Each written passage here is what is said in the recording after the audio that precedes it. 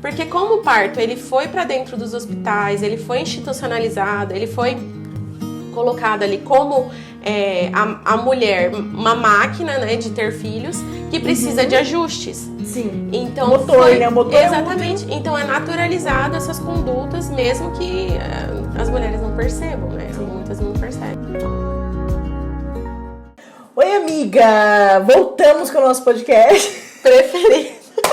Café com parteiras. Café gelado com parteiras. E aí, como que tá o café? Maravilhoso. Já acabou? O meu, olha... Um dedinho só. Nem começou o podcast, a gente já terminou o café. Meu Deus Deus do céu. no cinema, até chegar o filme já acabou o trailer. O que a gente vai falar hoje? Violência obstétrica. A gente até ia falar sobre outra coisa, né? Ia. Só que a gente decidiu falar sobre esse assunto que muita gente acha que não existe, ou que, sei lá, ou é só no SUS, por exemplo. Né? Só algum tipo Acho que em particular não vai ver isso. Sim, e ele está aí, é uma realidade para muitas mulheres, independente de qual modelo que ela vai parir, né? Sim. Se é pelo SUS, se é pelo convênio, se é em particular, enfim. Então, acho que a gente podia começar falando, para quem tá ouvindo a gente, o que é a violência obstétrica. Né? Eu acredito, assim, que muita gente acha que violência é você pegar, por exemplo, você vai pegar, vamos lá, na raiz da palavra, né? Vou pegar uma grávida, vou bater na grávida. Parece que é mais física, né? A agressão Sim. física, uma violência. Tipo, mais... eu vou bater, eu vou, sei lá, dar uma cintada na grávida, eu vou dar uma esfaqueada. Não é isso, assim. E eu acho que muita gente nivela por isso. Sim, e perde a sutileza das coisas, né? Porque a Sim. violência obstétrica, ela também tá nas nuances, nas conversas, nas coisas mais abstratas, assim, né? Sim, então assim, às vezes tá assistindo, nossa, mas esse é um tema novo. Até inclusive, quem estiver assistindo a gente e achar assim, já ouviu falar sobre isso? Sabe? Já ouviu falar sobre isso? Já ouviu alguém que teve uma experiência, que teve violência obstétrica, uma experiência de parto, de gestação, pós-parto? Coloque aqui embaixo pra gente saber. Porque a gente tem, né, como que é o nosso contexto aqui? A gente trabalha numa equipe particular. Mas todas nós já tivemos temos experiências dentro também de plantões, né? E também já passamos por isso. Então, a gente já consegue observar em vários momentos esse tipo de violência, que é caracterizado pelo quê? Por abusos, por maus tratos, e não necessariamente, ou como você disse, por sutilezas, às vezes também, olha só que interessante, a falta de acesso a algum medicamento, a algum cuidado, a alguma terapia, né? Não somente essa questão física, Sim. Muitas vezes também verbal, psicológica, né? Então, nas mais variadas formas, a violência ela pode ter essas características, nas mais variadas formas manifestadas ali para aquela mulher, que pode ser na gestação, pode ser no parto, pode ser no pós-parto, né? E eu queria que você me contasse, assim, a primeira vez que você viu isso na sua vida. Você sabia que existia? Sim, não, sabia que existia. Tanto que, mas não era tão falado, assim. Porque uma das coisas, assim, que tem se falado muito, né, sobre violência obstétrica, mas antes era... Como eu disse, né, das sutilezas, das conversas, das coisas, assim, pequenas, elas não eram tão... Porque como passa pelo crivo de cada gestante, de cada pessoa, às vezes ela acha, não, mas o profissional estava num dia ruim, foi uma coisa assim pontual, e acaba deixando pra lá, né? Então, hoje em dia, a gente consegue ver com maior clareza o que é uma violência. Sim. Não, e assim, antes de você contar a história, só por que eu acho, assim, que é uma coisa, assim, bem subjetiva e muitas vezes é deixada de lado, Sim. Por exemplo...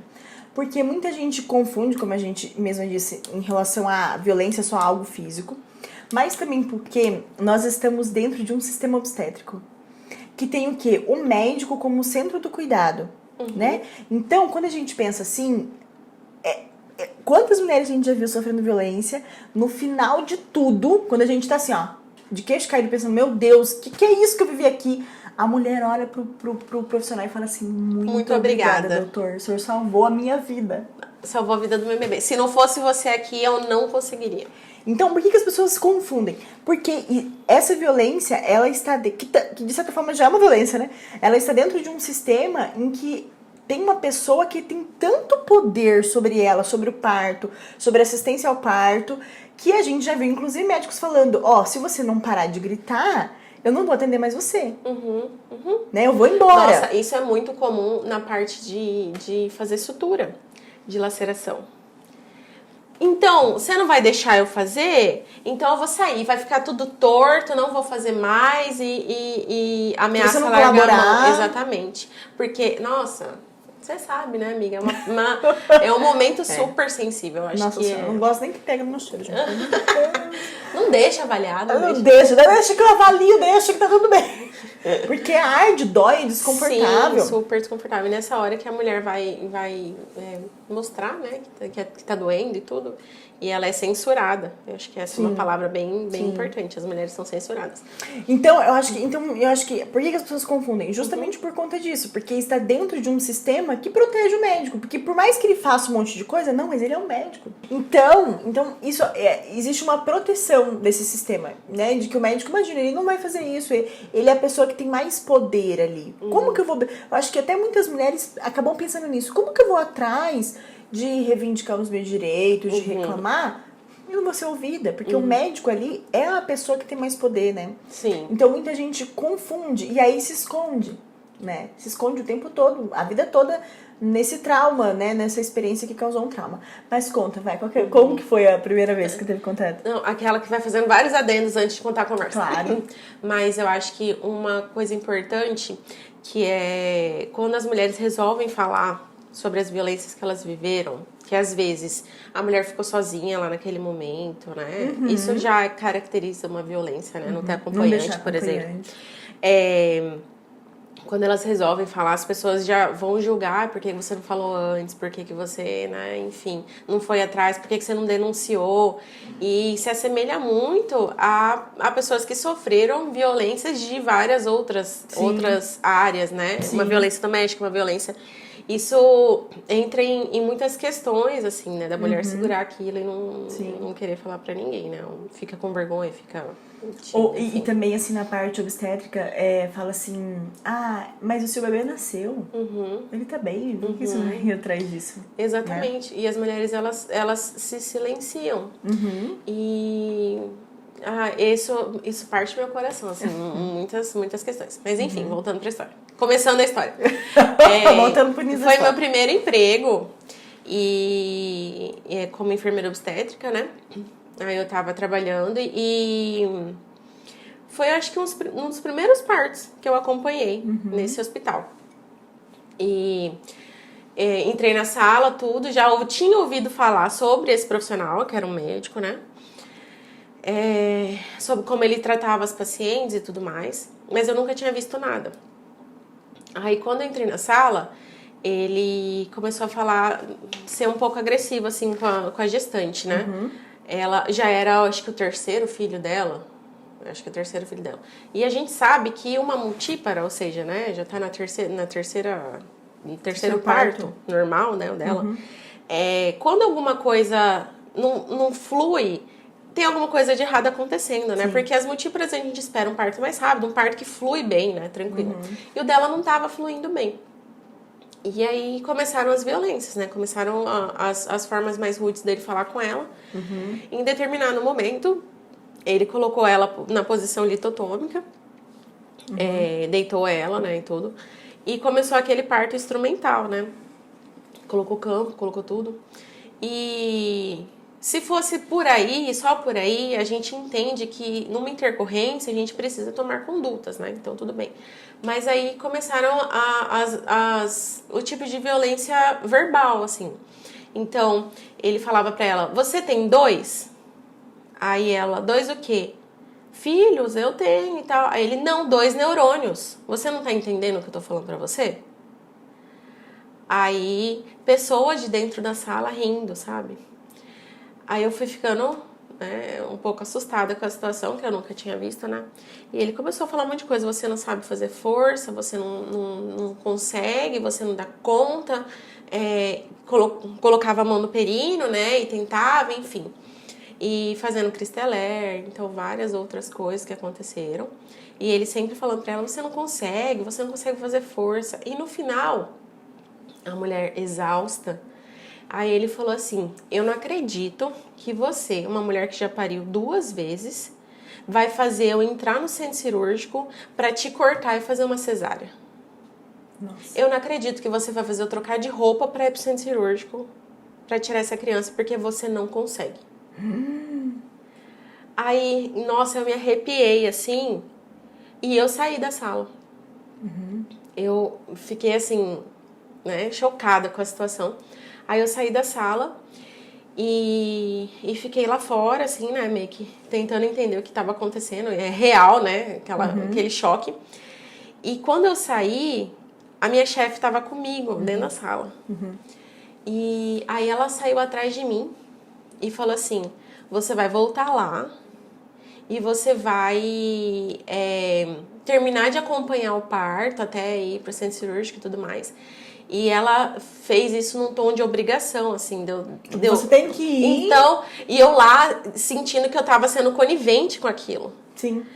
Então foi uma violência atrás da outra, né? Porque foi uma violência obstétrica e depois um assédio moral, né? Mas isso me chocou demais, porque assim, a gente vê a violência obstétrica muito ligada à figura médica, né? Por ele tomar condutas, estar ali, né, na cabeça de todas as coisas que acontecem. Ser predominantemente médica, né? Exatamente. Mas a gente consegue ver também em outras áreas, dentro de todos os profissionais de saúde, né? Sim. Então, enfermeiro, físio, Claro, entra tudo, isso né? Mesmo. E é muito chocante, assim, quando a gente se dá conta que realmente isso acontece. E vivenciei outras coisas também, mas eu lembro muito dessa, porque foi a primeira que eu assisti, que não precisava de nada físico precisava acontecer ali. Se não tivesse existido a parte da litotomia, se tivesse existido a parte de mexer no períneo, o cristeler, nada disso, ainda assim a fala, ela impacta muito. E sei que eu nunca vou esquecer, né? Sim. Fica marca. Não. Marca. E assim, é engraçado, porque pra nós, por exemplo, pra você marca, porque você já tem conhecimento, você estava de longe olhando. Para as mulheres, algumas vão já perceber aquilo na hora, muitas vezes algumas vão ficar guardando pra si, outras vão contar pra alguém e tal, mas muitas, inclusive até muitas que estão ouvindo a gente aqui, não tem ideia do que sofreram isso. Às vezes tá ouvindo o podcast agora, tipo, meu Deus, eu sofri algo parecido, mas eu nem imaginava que isso eu achava que isso é normal. E isso, o que acontece? Elas não têm ideia sobre isso, mas o que acontece? Elas acabam perpetuando uma ideia de que parto é isso. Assim. O parto é assim, é sofrido, é sofrimento, é gente subindo em cima, é gente cortando a gente enfiando a mão na vagina da gente, essas coisas todas, entendeu? Então, que o parto tem que acontecer desse jeito. Agora você entende, é uma violência assim, normalizada. É uma naturalização. Porque como o parto, ele foi para dentro dos hospitais, ele foi institucionalizado, ele foi colocado ali como a mulher, uma máquina, né, de ter filhos, que precisa de ajustes. Sim. Então, motor, né? O motor exatamente. Então é naturalizado essas condutas, mesmo que as mulheres não percebam, né? Sim. Muitas não percebem. E eu fico lembrando da pesquisa do Nasceu no Brasil, aquela primeira, que teve uma mulher que deu um relato que ela durante o trabalho de parto, ela recebeu 14 toques vaginais de 14 pessoas diferentes. Nossa. Era um hospital escola e tal. E aí eu fico pensando, por exemplo, se uma mulher que não está em trabalho de parto, não é gestante nem nada, estiver passando na rua e alguém fala assim, né, vou fazer 14 toques em você. Porque não tem necessidade, 14 toques durante o trabalho de parto de 14 pessoas diferentes. Qual que é a função, qual que é a utilidade disso? Se a gente vê isso é um estupro. A gente ia falar pra qualquer pessoa que está fora do trabalho de parto que isso é uma loucura. E porque dentro do trabalho de parto é aceitável. Sim, e é um momento super mega fragilizado. Vulnerável, muito, dor. Muito. Pelo amor de Deus. Você, ainda se você não tem informações, né, não sabe que você consegue sozinha, né, tudo aquilo. Tem mulheres que é até engraçado. Você vai falar assim, eu já vivi isso no hospital. Fala assim, você que vai fazer meu parto? Eu falei, não, quem vai fazer é você. Eu vou ficar aqui se você precisar de mim. se precisar de alguma intercorrência. Meu Deus, a mulher arregalou o olho desse tamanho. O quê? Eu? Como assim? Falei, sim, você consegue e tudo mais, né? Mas, voltando um pouco, a gente vê assim, eu acho que o pior tipo de violência não sei se tem um pior tipo de violência, né? Mas aquelas que são difíceis, assim, que você vai cair a ficha depois. Que são aquelas transfiguradas em um cuidado. Vou dar um exemplo. Uma amiga minha a prima dela tava assim em termo, né? Começou pródromos. Então começou ali início de trabalho de parto e tudo mais. Aí começou aquela ansiedade, porque era primeiro bebê e tudo mais. Aí ela foi no médico. Isso era 23 de dezembro. 24 de dezembro. Aí ela foi no médico e o médico falou assim pra ela: olha, vou te avaliar daqui a 1 ou 2 horas e a gente vê o que a gente faz. Tá bom, tava 1 centímetro, 2 centímetros. E a gente sabe, se não tem contração, não tem dilatação, né? Vai estar a mesma coisa daqui a 2 horas, que se não tiver em trabalho de parto. Aí quando ela voltou lá, ele falou assim, nossa, tá a mesma coisa. E no toque eu percebi que o seu quadril é muito estreito. E o seu colo não tá bom. Então, e seu bebê é muito grande. Então tem que fazer cesárea. E ela foi pra cesárea de Natal, né? Aquele presentão de Natal. Sim, uma indicação. E isso também é uma violência. Você usar, né, dos seus conhecimentos para indicar uma coisa que não tem indicação. E assim, eu conversei com a minha amiga depois, eu falei pra ela, esse é o sistema obstétrico. E aí, ninguém vai perder o tempo, né, ou a ceia da família e tudo pra, né, ficar em trabalho, acompanhar uma gestante em trabalho de parto. Eu falei assim, você caiu no golpe da cesárea de Natal, né? Eu falei, só que não mostra esse áudio pra ela. Não fala que é assim. Sim. Porque ela tava super feliz, contente e salvou o bebê, sabe? Então, o grande problema disso é que isso vai perpetuar. Então, se ela tiver outros filhos, ela vai imaginar que eu não tenho passagem, eu não consigo, meu quadril é estreito, o bebê tá grande. Vai cair em outra cesárea. Sim. Quando a filha dela for parir, se ela não for atrás de informação, minha mãe não conseguiu parir. Porque o meu corpo é igual. E meu corpo é igual. Então, assim, isso vai perpetuando. Então, a violência, ela acontece e ela perpetua. Se não há uma mudança de consciência, assim, na outra geração, ou da própria mulher de ir atrás, que a gente sabe que tem muitas mulheres que vêm até nós, né, com isso. Tantas VBACs aí, né?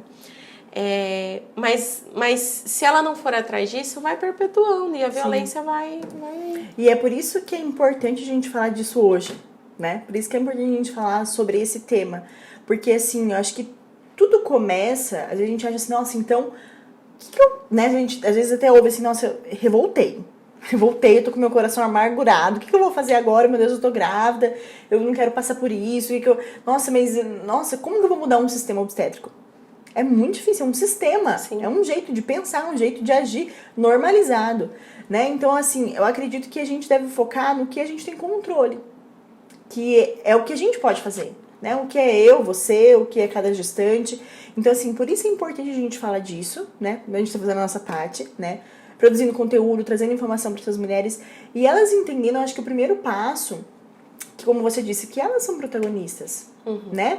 Então, assim, quando a gente fala de plano de parto, não é pegar, por exemplo, o modelo copia e cola da internet, botar aquilo e levar Não, é você entender cada palavrinha, cada frase, o porquê, o risco, o benefício de cada coisa. Entender por que você tá fazendo aquilo. Porque você Ou tem que não, conhecer... não está fazendo aquilo, né? Porque você tá conhecendo você consegue materializar a realidade do contexto do contexto obstétrico e você entender por que você tá fazendo aquilo. Sim. Né?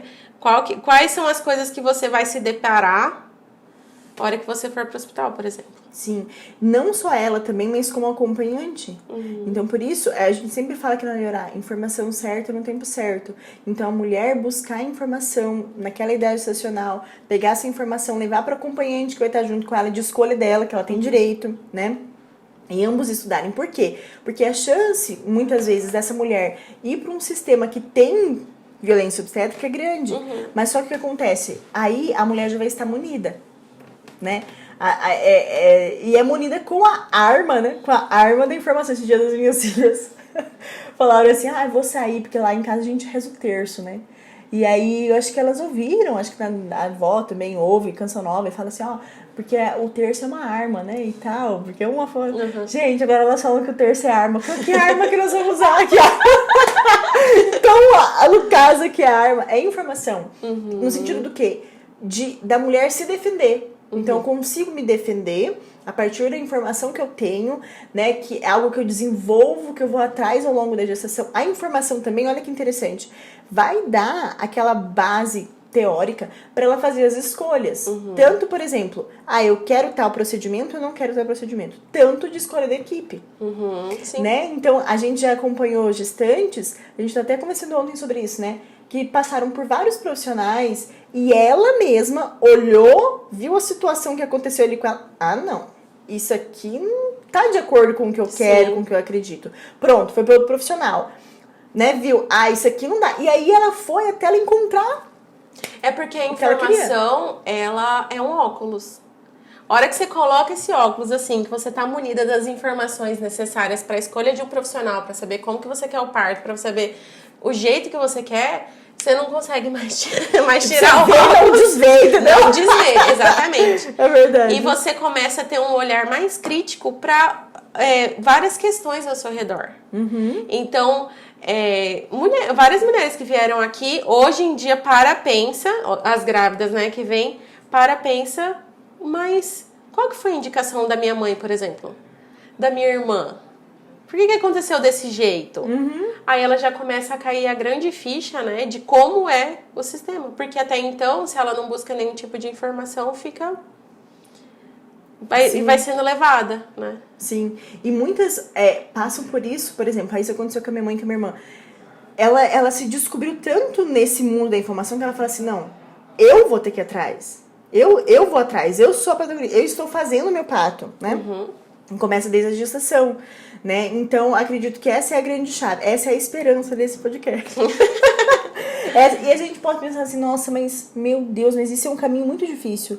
Porque eu sou a formiguinha no meio do sistema, mas é assim, se cada mulher for se apropriando do próprio parto, estudando, buscando equipes, buscando a informação certa no tempo certo, né, trazendo a família, trazendo as pessoas que amam ela, né, que amam aquele bebê, trazendo pra isso, eu falo assim, gente, a gente investe, olha, tanto dinheiro em body da Carters, né? Não falando, os body da Carters são bons, né? A gente investe dinheiro em carrinho, em materiais, brinquedo, coisas materiais, assim, que com o tempo vai embora, sabe? E algo que marca tanto a gente, que é o parto.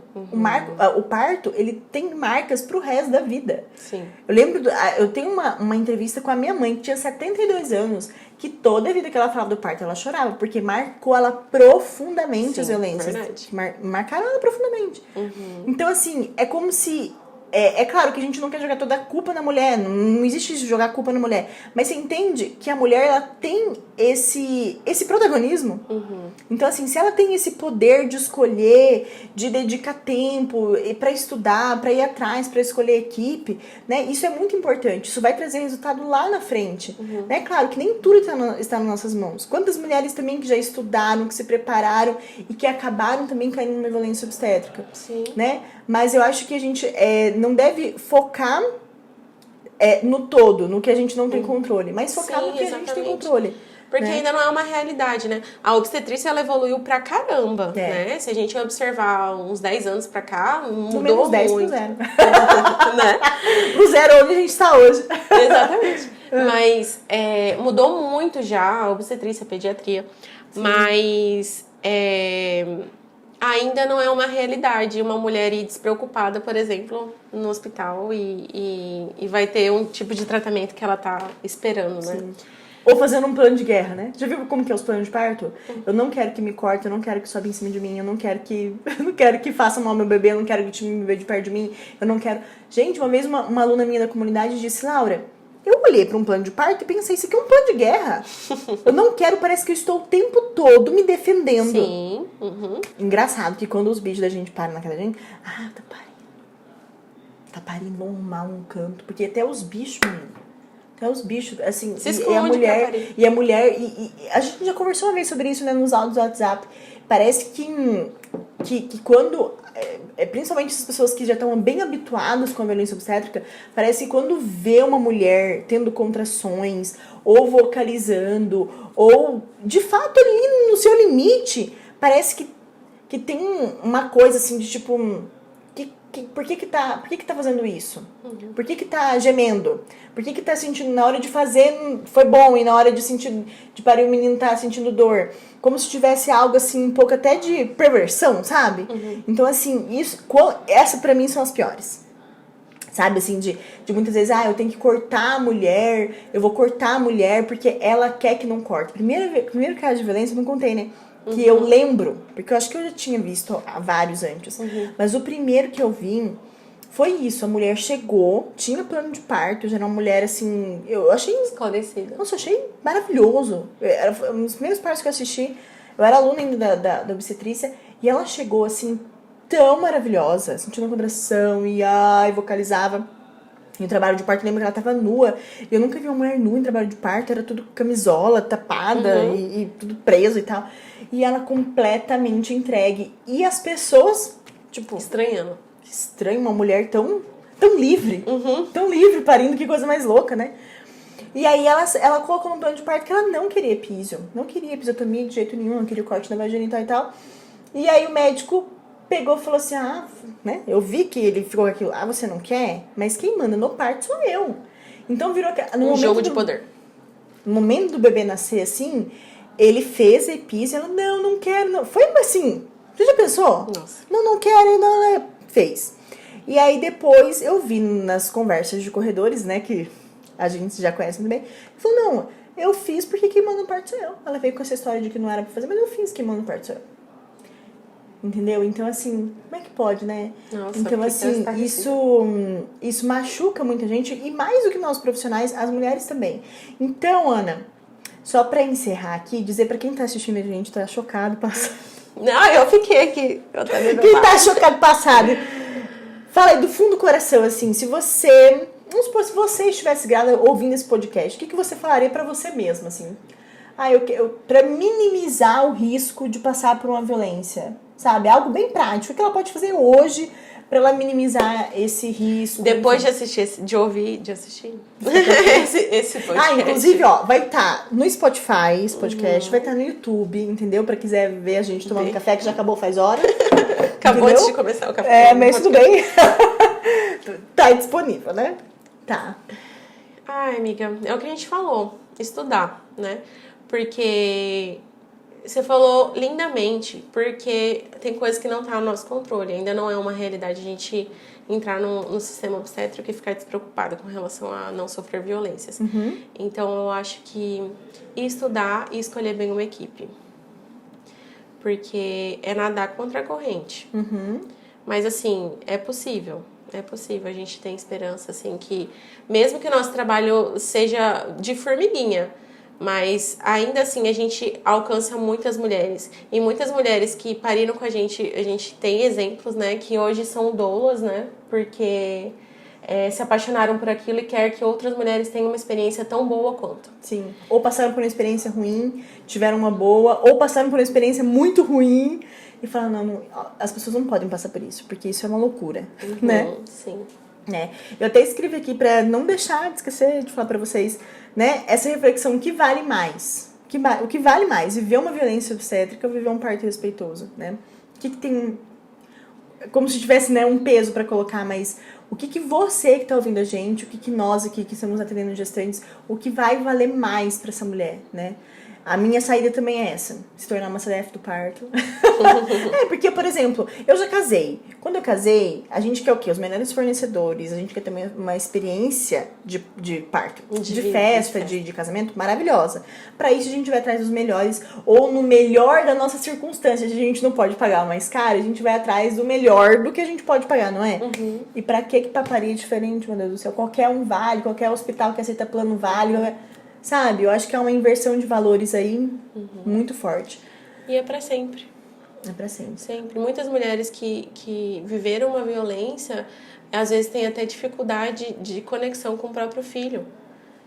Nas relações sexuais, depois, problemas urinários, problemas psicológicos, problemas com a própria maternidade, volta ao trabalho, como toda a vida. Sim, né? reflexo Porque muito grande. uma mãe é essa questão, né? É uma mulher multidimensional e o parto marca demais. Enfim, amiga, obrigada, né? Voltaremos mais vezes com o nosso Café com Parteiras, com mais cafés e mais orientações e papos gostosos para essas mulheres que estão nos assistindo. Então, um beijo. Até o próximo. Tchau, tchau.